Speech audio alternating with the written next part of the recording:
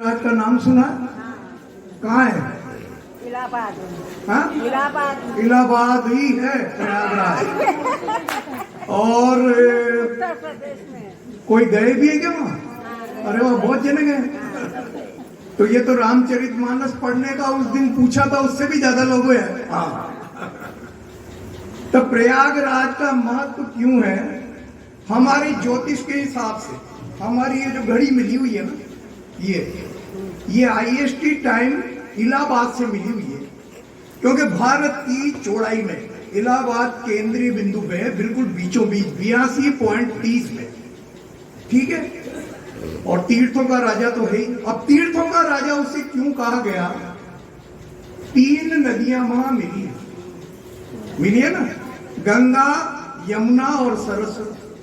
तो त्रिवेणी संगम है, तो जहां 3 चीजें मिल जाए पवित्र, वो सब प्रयागराज है, वो सब तीर्थराज है। यहां भी 3 चीजें मिली हुई है, आप प्रयागराज ही से समझें। प्रामाणिकता से मैं ये बात कहता हूं, कथा में एक है संत। ये मैं इनकी बड़ाई के लिए नहीं कह रहा हूं, मैं इनको वर्षों से जानता हूं। इनकी प्रकृति, उतार चढ़ाव, संकट, प्रसन्नता सब में मैंने देखी है। और एक है साधक और एक है भक्त, तीनों का संगम हो रहा है। ये भी साधक है, अब पक गई है। मैंने तो इसको छोटी सी देखा है, सीखते सीखते अब इस बार तो बहुत अच्छा बोल रही है, बहुत, मुझे बहुत अच्छा लग रहा है, आपको भी लग रहा होगा, है ना। तो ये त्रिवेणी संगम हो गया, संत, साधक और भक्त। और इस त्रिवेणी संगम में एक जना कभी कभी आकर नहा लेता है वो में। मैं तीनों में ही नहीं हूं, अलग अलग रहता हूं, नहाने आ जाता हूं जब जबती है। मंगलवार को आ गया, फिर गुरुवार को आ गया, फिर आज शनिवार को आ गया। ठीक है, ये योग से बनता है। 3 योग हुए ना, तो योग से बनता है। योग को आप समझते हो क्या होता है योग? आजकल योग वो चल रहा है, सुबह सुबह योगा करो योगा करो। योग वो नहीं है, वो तो योग का एक पार्ट है। योग क्या है? देखो मैं आपको बताता हूं, हम थोड़ा 10 मिनट में समझेंगे इसको। 4 वेद लिखे, भगवान की वाणी ऋषियों ने अपना तपस्या से भगवान की वाणी प्राप्त की और उसे लिपिबद्ध किया। सारा ज्ञान भगवान ने उन्हें दिया और वो 4 वेदों में अलग अलग ऋषियों ने लिखा। वो है 4 वेद। उनसे फिर विस्तृत होकर बने 6 वेदांग। तो कितने हो गए? 10। और 6 वेदांग में एक है योग और एक है ज्योतिष। और 6 वेद मतलब 4 वेद और 6 वेदांग, इन 10 को एक व्यक्ति ने अपने पिता की आज्ञा से कंठस्थ करके, विवेचन करके और सुना दिया। लिपिबद्ध करके नहीं, विवेचन करके। उसका नाम था रावण। पहला व्यक्ति हुआ दुनिया का जिसने 4 वेद और 6 वेदांग कंठस्थ विवेचन करके अपने पिता विश्वा मुनि को सुनाया। और उन्होंने कहा कि तुम्हारे एक आनंद नहीं है, आनंद का मतलब होता है मुंह, तुम्हारे तो 10 चीजें तुमने सुनाई है, तो दशानन हो तुम, दशानन। इसीलिए रावण को हम कहते हैं दशानन। ये दशानन नाम उसके पिता ने दिया था उसको, रावण को। अब योग की बात करेंगे। योग में क्या है? ध्यान, साधना, समाधि, बहुत सारे अंगे, यम, नियम। इसमें कुछ चीजें तो ऐसी है जिससे शरीर शुद्ध होता है और कुछ चीजें ऐसी है जिससे आत्मा शुद्ध होती है। वो है योग, क्योंकि शुद्ध शरीर में ही शुद्ध मन निवास करता है, आपने पढ़ा होगा। तो आत्मा भी शुद्ध हो। अब आत्मा शुद्ध है, तो जब तक शुद्ध शरीर नहीं है तब तक आत्मा शुद्ध नहीं होती। ये कहा गया है, विवेकानंद के गुरु रामकृष्ण परमहंस ने कहा कि यदि पात्र खराब हो और दूध उज्जवल हो, डाल दो तो फट जाता है। तो शरीर भी शुद्ध चाहिए, आत्मा भी शुद्ध चाहिए। तो यह है योग, जो पहले शरीर को शुद्ध बनाता है, फिर आत्मा को शुद्ध बनाता है। ये जो 8 अंग है ना योग के, अष्टांग योग, इनमें कुछ शरीर को मजबूत करते हैं, पवित्र करते हैं, कुछ आत्मा को मजबूत बनाते हैं। एक योग है, गीता में आया है भक्ति योग। अब भक्ति योग में क्या है? पूजा करते हैं हम भगवान की, यही भक्ति नहीं है। अगर पूजा करना ही भक्ति होती तो रावण तो सबसे ज्यादा शिव जी की पूजा करता था, फिर उसको भगवान क्यों मारते? वो तो फिर भक्त को मार दिया। पूजा करना ही भक्ति नहीं है। पूजा करना तो भक्ति का एक भाग है जो शरीर को शुद्ध करता है। हम जो पूजा करते हैं ना रोज, उससे क्या होता है? हमारा वातावरण शुद्ध होता है, शरीर शुद्ध होता है। क्योंकि सुबह सुबह नहाते हैं, फिर 3 बार आचमन करते हैं। पूजा का नियम यही है। ऐसे सीधे जाके भगवान के मतर जाओ, फिर टोकरी बजाते हैं, फिर भगवान को जगाते हैं, फिर उनकी पूजा करते हैं, फिर पाठ करते हैं, तो उसमें भी 3 बार आचमन करते हैं।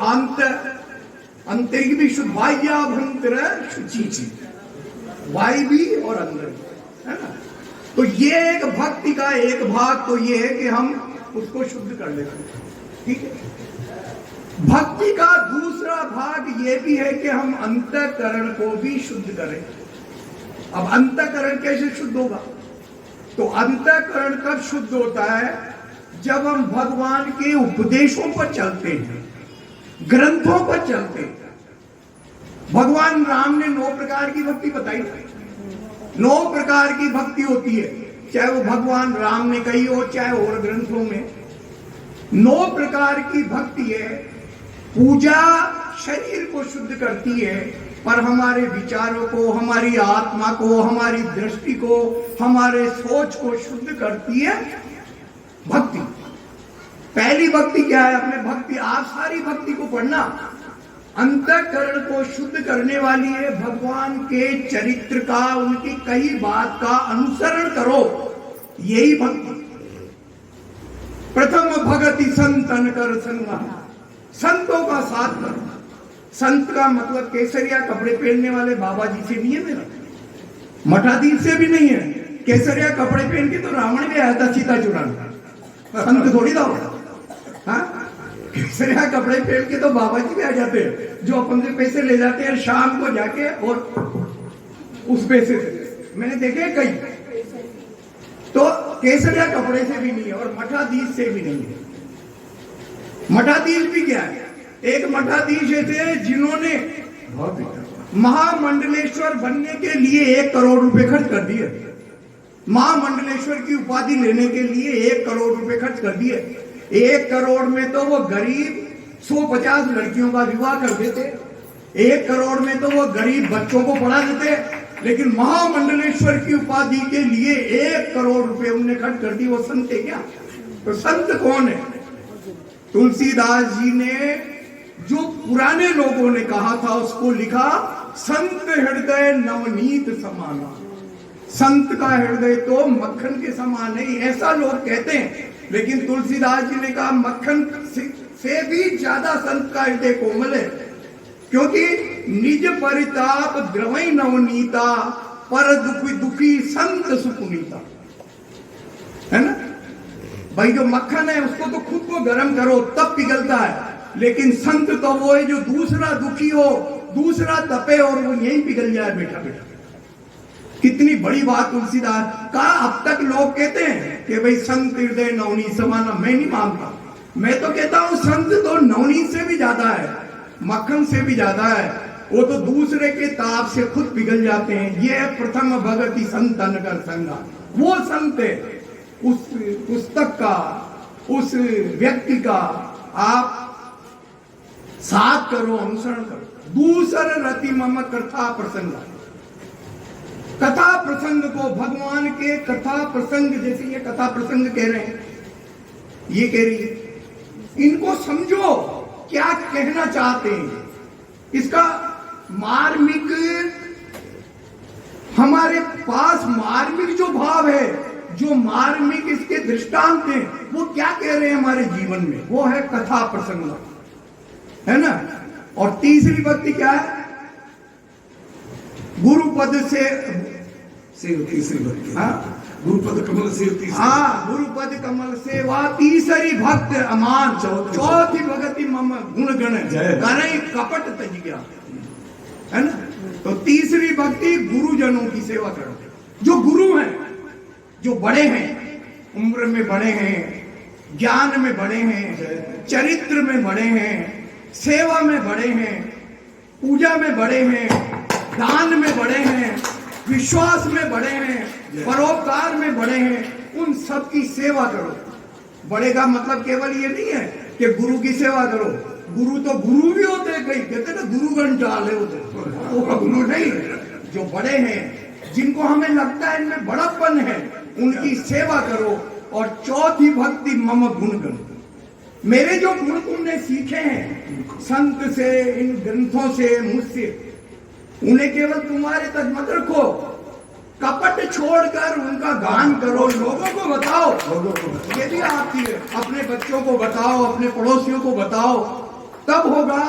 इस तरह 9 भक्ति है, ये अंतःकरण को भी शुद्ध करती है, लेकिन उसे उसी रूप में समझो। ज्यादा लंबा टाइम में 9 भक्ति बताने लगूंगा तो बहुत टाइम हो जाएगा, पर आप समझ लो। 9 पढ़ना रामचरितमानस में, उन्होंने ये 9दा भक्ति किससे कही थी? जो जिसने ये कहा मैं पढ़ी लिखी नहीं हूं, कुछ भी नहीं हूं, क्या करूं क्या नहीं करूं, उसके गुरु जाने लगे। उन्होंने कहा तू संतों की सेवा कर, तेरे यहाँ भगवान आएंगे। दुनिया तो भगवान के यहाँ जाती है, तेरे तो ढूंढते ढूंढते भगवान आएंगे। उसने कहा ऐसा कैसे हो सकता है? अब उसने कहा संत की सेवा, संत तो छूते ही नहीं थे भाई। ऋषि महात्मा, ब्राह्मण और वो बेचारी शूद्र और बिल्कुल अनपढ़। तो उसने एक काम किया, सुबह सुबह जब संत महात्मा ब्राह्म मुहूर्त में स्नान करने जाते थे तो वो पूरी मार्ग द्वार देते, और भगवान उसके यहाँ आ गए। मन चंगा तो कठौती में गंगा, ये हमारी चंबल भी रेदास अपनी कठौती में ले आए थे। मन चंगा था ना, तो आपका मन चंगा है तो यही त्रिवेणी है, प्रयागराज जाने की जरूरत नहीं है।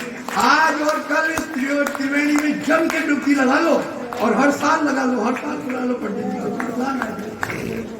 इस भक्ति को जिस व्यक्ति ने समझा, अब बस लास्ट है, इस भक्ति को, इस 9दा भक्ति को जिसने जीवन में उतारा, वो व्यक्तित्व, वो चरित्र, वो सिद्ध, वो तपस्वी, वो पवित्र आत्मा, वो पवित्र परमात्मा यहाँ है।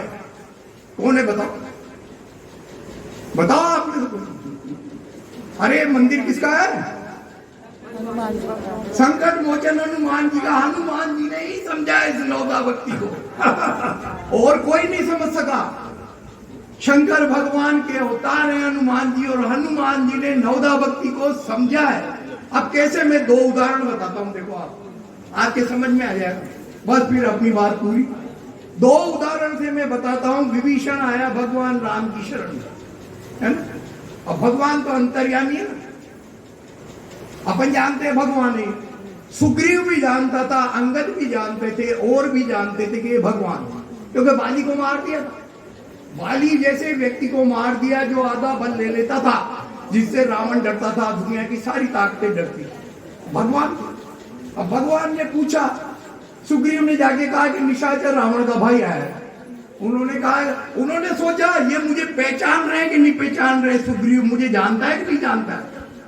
तो उन्होंने कहा क्या करूं अब? तो सुग्रीव ने क्या कहा था पता है आपको? जानी न जाय निशाचर माया, काम रूप के कारण आया। ये तो काम रूप है, इन निशाचरों को नहीं जाना जा सकता, इसको तो बांध के रखो। उनको ये बात कहना चाहिए था क्या? उनको तो ये कहना चाहिए था भगवान आप अंतर्यामी हो, आप जैसा कहोगे वैसा करेंगे, पर नहीं, उसने अपना ज्ञान रखा। भगवान ने कहा एक ऐसा आदमी 4 माह 6 माह से मेरे साथ रह रहा है, फिर भी कहता है कि उसको बांध दो। अभी तो बुद्धि आई नहीं इसमें। हनुमान जी के साथ कितने वर्षों से रह रहा है, फिर भी इसमें बुद्धि नहीं आई। भगवान ने कहा नहीं, मेरा तो प्रण है शरणागत, कि मैं रक्षा करता हूं चाहे वो कुछ भी हो। और तुम डरते क्यों? दुनिया में जितने निशाचर है ना, अकेला रावण नहीं है। सतयुग से लेके अब तक जितने नहीं, उनको तो लक्ष्मण अकेला ही मार सकता है। मेरी तो जरूरत ही नहीं है, मैं तो इसके साथ आ गया हूँ, इसको अकेले को भेज देता, मैं ये सबको साफ कर देता। लेकिन मेरे को तो भक्तों का उद्धार करने तो मुझे ही आना था ना, तुम सबके लिए आया हूं मैं तो। इसको अकेले को भेज देता, लेकिन ये नहीं कर सकता था वो काम जिसके लिए मैंने कहा था ना पहले भी, भक्तों के उद्धार के लिए। तो भगवान ने ये बात कही। हनुमान जी बैठे बैठे सुन रहे थे, बीच में नहीं बोले, है ना, और बाद में प्रसन्न हो गए। ये है नवदा भक्ति का प्रैक्टिकल उदाहरण। नहीं तो हनुमान जी को सबसे पहले बोलना चाहिए था, वो तो सबसे ताकतवर थे। वो तो सुग्रीव भी क्या बोलता, वो तो बोल जाते, लेकिन उन्होंने कहा इनको बोलने दो, इनको बोलने दो। एक उदाहरण मैंने दिया, आ गया ना समझ में? ये भक्ति का प्रभाव। अरे कोई पूछ रहा है, वो आपका नाम लेके थोड़ी पूछ रहा है, वो तो कह रहा है क्या करे। और आपका नाम लेके भी अगर कोई गुरु, कोई बड़ा ज्ञानी पूछ रहा है तो आप कहोगे जैसा कर लेंगे, आप आदेश करो। कई संस्था में अध्यक्ष पूछे तो बाकी सब बोले, बाकी जो समझदार हो, महामंत्री हो, उसको कहना चाहिए भाई सब लोग कहेंगे, और फिर अध्यक्ष जी जैसा कहेंगे। फिर भले उसको समझ में नहीं आए तो बाद में थोड़ी सी बात के। ये होता है भक्ति का प्रभाव। अगर आप भी भक्ति के इस मार्ग पर चलोगे। एक उदाहरण और बताता हूं, हनुमान जी का। भाई हनुमान जी, आज शनिवार है, हनुमान जी का गुणगान होना चाहिए, इसलिए थोड़ी देर हनुमान जी का भी गुणगान करने, फिर 9 दिन में, कल तो फिर हो ही जाएगी। तो हनुमान जी का आज दिन है ना। एक और उदाहरण है, सब वानरों को सीता की पता लगाने भेजा। राम जी ने सबको आशीर्वाद दिया। अब राम जी अगर किसी को भेज रहे हैं, भगवान किसी को भेज रहे हैं, तो वो असफल हो सकता है क्या? हो सकता है क्या? हाँ? अब जब वहां समुद्र के किनारे पहुंच गए और वो गीत राज जटायु के भाई संपाति ने कह दिया कि मुझे दिख रही है सीता जी अशोक वाटिका में बैठी है, अब तो तुम में से कोई ताकतवर व्यक्ति हो जो जाओ। अब जामवंत ने कहा कौन जाए? सबको इतनी विश्वास होना चाहिए था कि भगवान ने हमें भेजा है, सब जा सकते हैं। लेकिन कोई कह रहा है मैं तो 20 योजन जा सकता हूं, कोई कह रहा है अंगद जैसा व्यक्ति वो कहता है कि मैं जा तो सकता हूं, आ नहीं सकता। अरे क्यों नहीं आ सकता? अरे राम के कार्य से जा रहा है, राम नाम लेता लेता जा, तू वापिस भी आएगा, कौन रोकेगा तेरे को? सब फेल हो गए। वहां भी भगवान ने परीक्षा ली, और जामवंत जी जो ब्रह्मा के अवतार थे वो समझ गए अभी ये सब कच्चे गधे हैं, एक भी समझ में नहीं आया। हनुमान जी बोले क्या? नहीं बोले, बैठे रहे चुप। ये भी भक्ति का कारण है। चुपचाप बैठे रहो, प्रसाद की लाइन में धक्का मुक्की मत करो। अरे मिल जाएगा तो भी ठीक, नहीं मिलेगा तो भी मिले बराबर है, क्योंकि अपन आगे अपन लाइन में लग गए। अगर नहीं मिला तो भी कोई बात नहीं है, भगवान का प्रसाद तो मिल गया। वो कर्ण प्रसाद नहीं मिले तो कोई बात नहीं, मन का प्रसाद तो हमें मिल गया, उनका धक्का नहीं लगाना। वहां हनुमान जी बात कहते लाइन में धक्का नहीं लगाओ, आरती के लिए धक्का मत लगाओ, आरती में धक्का मुक्की मत करो। ये हनुमान जी महाराज हमें कहते हैं। तो हनुमान जी ने धक्का मुक्की नहीं करी। और हनुमान जी को बाद में जामवंत ने और बानरों ने कहा कि अरे आज चुपचाप तुम बैठे हो, सबसे ज्यादा ताकतवर। उन्होंने कहा कि तुम सब जाओ ना मिलके। अरे भगवान राम का कार्य तुम सब कह रहे हो तो तुम भी जा सकते हो और मैं भी जा सकता हूँ, और मुझे तो परम प्रसन्नता हो रही है। मैं तो अभी जाऊंगा और सीता का पता लगा के आऊंगा। अब हनुमान जी खड़े हो गए।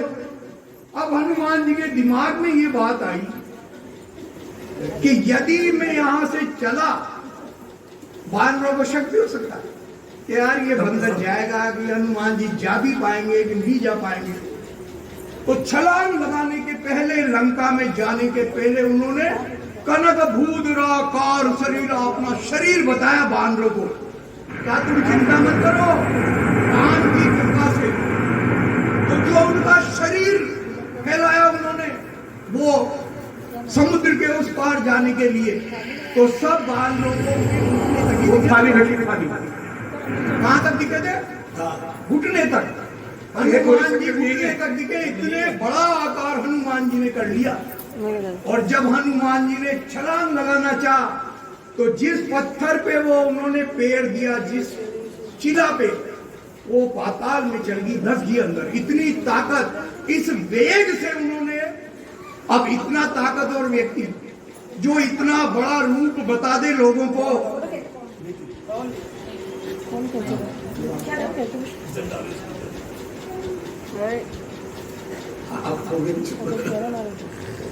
तो अपनी बात चल रही थी, ध्यान दो थोड़ा, 2 मिनट में समझो।